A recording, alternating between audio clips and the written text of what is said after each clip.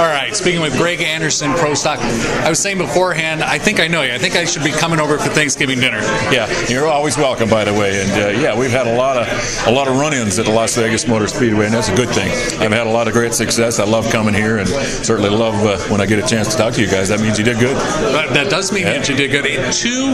Two different times that you get to come here this year, and you've got your owner kind of looking over your shoulder here. Is that, it was alluded to, is that a hometown advantage, or does that make you a little bit more nervous? Without a doubt, an advantage. It certainly puts more pressure on the team, puts more pressure on us to have a great weekend, to succeed, to make him proud. And that's what we worry about all year long, that we can make the big man proud, because he's done so much for us. He means everything to us. He's our world. He created this race team, and we wouldn't be here. We wouldn't have this opportunity without him. So any chance we get to race in front of him and make him proud, and we've had some great times at this racetrack, and we've been able to make him proud in the past, and we need that. I haven't had a good race for a while, so I can't think of a better place and better circumstances than to make it happen this weekend and put a smile on Ken's face.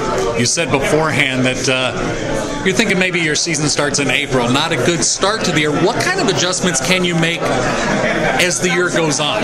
Well, you make a lot, obviously. You test, every chance we get between races, we'll run out and find a test track and do a lot of testing and try to make up some ground, things that we're a little off on. We've been a little bit off with our race cars. We're just kind of struggling since we brought these Camaros out to find the right setup with them. And it's not the Camaro's fault. The Camaro body's great, but we got a little bit off track on building chassis. We built the chassis a little bit different, and quite honestly, we haven't found, the happy setup with these cars yet. But we think we get closer every weekend.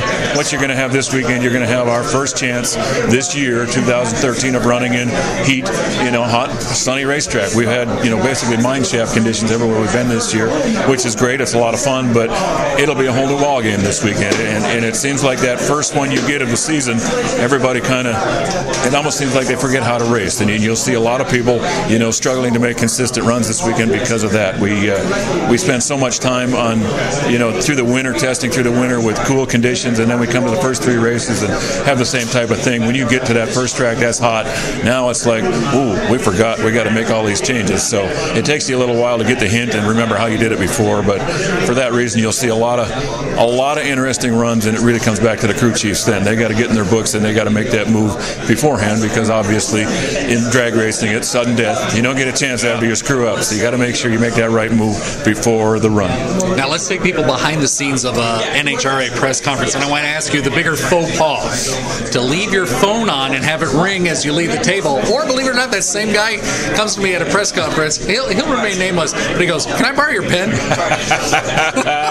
Well, the phone thing happens all the time, and I think I finally learned when you walk into a place, turn her on silent. So I've got that part figured out. The rest of it, yeah, we're human. We're going to make dumb mistakes. No question about that. Well, it wasn't you or me. It wasn't you or me. It don't matter. That don't mean it can't be you or I. Right. It will be someday. So you obviously got to be on your toes, just like in drag racing. But they're fun. They're a great event for us.